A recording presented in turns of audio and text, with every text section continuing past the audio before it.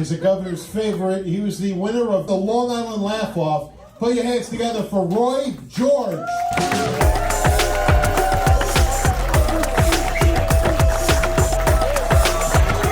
Bruce Williamson, everybody. Sit down, bro. Sit down with your white pigeon shirt. Stop it. Stop it. I appreciate that. Thank you. Thank you. How you guys doing tonight? Let me hear you. Are you guys alive? Let me hear you. Nice. Thank you. Thank you. What do you guys want to talk about? What do you guys want to talk about? Vaccine mandates? The Ukraine? No, you know what? Tom Joy? That sounds like a horrible name. You know what? Let's talk about race. That's always fun. Yeah, why not? That's always fun to talk about. Yeah. Because you look at me like this is not what Roy George should look like.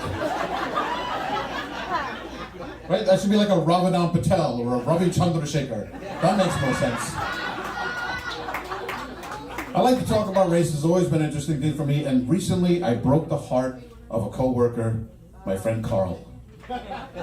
Carl is a black man. And Carl said something at work to the effect of, yo, that's some white boy shit. And I laughed out loud. And my white coworker goes, Roy, you're not even black, dude. What are you laughing at? And I looked at Carl. I said, uh-oh. All I saw was the face of betrayal. I said, bro, you ain't black? I was like, yo, waist up all day, kid. Yeah. He said, no, well, seriously, you black? I said, no, man, I'm actually Indian. My background is Indian. He said, no, come on, bro. You got a little bit of black in you? I said, my man, I never had a little bit of black inside me. If that's even possible. Can you even do that? I've seen the BBC documentaries. You cannot just get a little bit of black inside you. It's all lies, all of it. One guy finally gets it, all of it.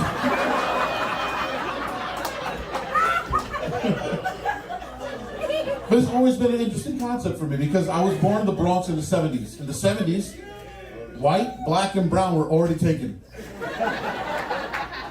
And we lived in a Puerto Rican neighborhood. And nobody ever talked to us. Until one day my mom comes out in a sari. And everything stops. All the salsa music turns off. Mr. Softy turns his music off.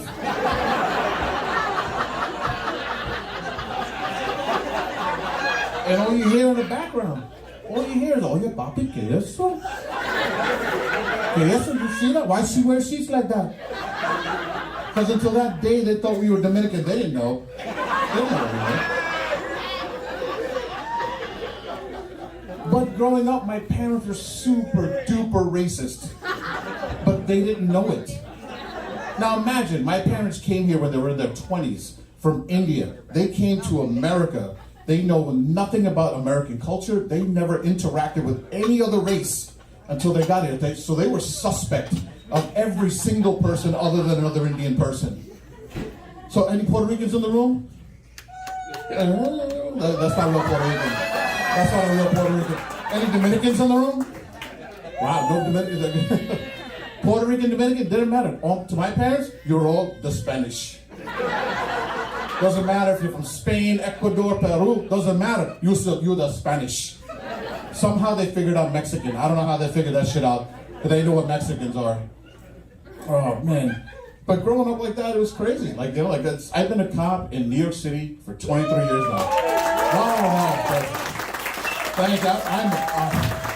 I appreciate it, but I'm a horrible cop. I'm the worst cop. Like, I show up to work late, I fuck around all the time, I'm always joking around.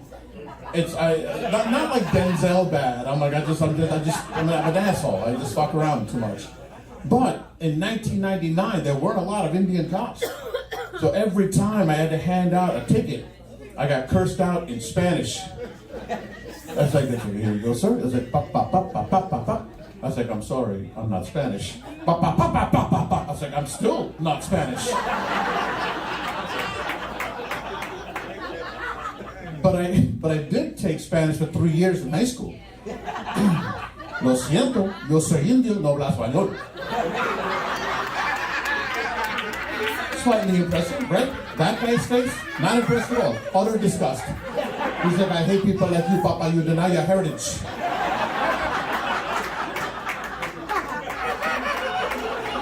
But it didn't stop there. At work, a Spanish bodega gets robbed. The Garcia bodega gets robbed. Get that new guy in here. Get that new guy. Come here. Come here. Come here. What's your name? George. I didn't ask for your first name. Oh, no, that's not my first name. What's your first name? Roy. Your name is Roy George. Yeah.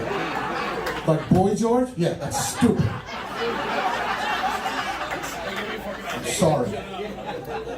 You're a rookie. You're scared of everything. Okay, I'm sorry. Listen, this guy was here when the bodega was robbed. I need you to translate and find out and get a description. Okay, no problem. Okay. Yeah. Uh-huh. Oh, shit. What did he say? I don't know. I don't know what he's saying.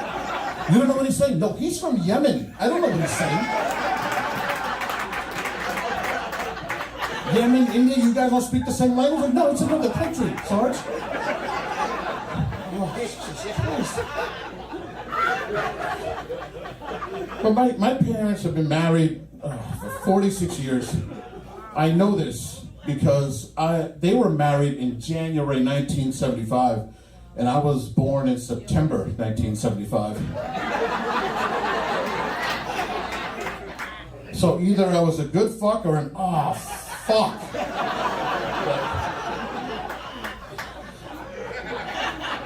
But growing up, they called me a stupid fuck. But I've been married now for 12 years, 13 years with 2 kids. Yeah, don't clap at that either, you know that's bullshit. Yeah, get married, have kids, get a mortgage, it's fucking great. No, it's horrible. You guys know. No one tells you about the screaming and yelling in the house, right? You walk in the house, you're having a normal day, you're pulling in the driveway. You can hear the screaming like, holy shit, if I had somewhere else to go. I would do it. I would absolutely do it. But you walk in and there's so much screaming. Everybody's already grounded. Everybody to their rooms. No snacks. No snacks for anybody. And who's the good guy? This guy. Daddy, please. Please, can you just have one goldfish? Just one I don't know why it sounds like the Indian rendition of the Christmas Carol. But Daddy, please, can I just have one goldfish? My son, Daddy, I want booty. I want pirate's booty. So does Daddy, but Mommy won't wear the patch.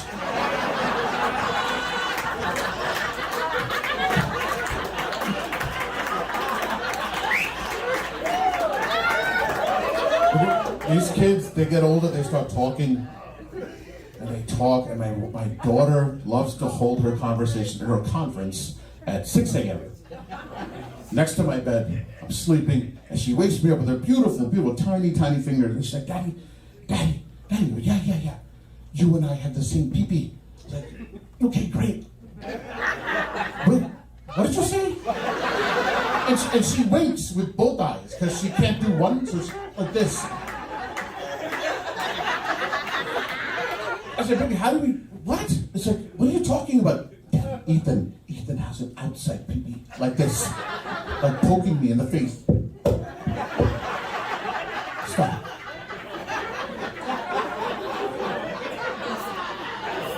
But you and I, Daddy, we have an inside pee-pee. Like this. I said, baby, stop doing that. Please. You mean like this? No, stop. I know, she's fucked up. Guys, she's a fucked up girl. But I had to find out. How did we get here? How do you and I have the same pee-pee? How'd that happen? She goes, well, Daddy, when Ethan wears shorts, he's got a bump. He's got a bump, Daddy. Like this, like thrusting in my face while I'm laying down. Babe, he's got a bump. Stop. Can you please stop? Daddy, when you wear shorts, you don't have a bump. Wow. Yeah, laugh, good, laugh. Eyes up, like you too, bro. Eyes up, bro, right here. Eyes up. I hate her so much. I really do. Not because what she said, mainly because she's left-handed. I I know. Left-handed weirdos, right? No, I know. Stupid. But no, being Indian though, being right-handed is a big deal. So when you want with the left hand, it's a giant deal. So when my daughter's drawing with the crayons, with the trees and flowers with the left hand, and all my mom sees is Satan, Satan, Satan. But she gets it from my wife. My wife is left-handed, but she went to Catholic school, and the nuns beat it out of her. So she writes with the left hand and her right hand, or as my mom calls it, bisexual.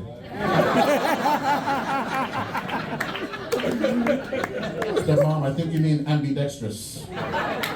Same thing, same thing. But guys, that's my time. Thank you very much.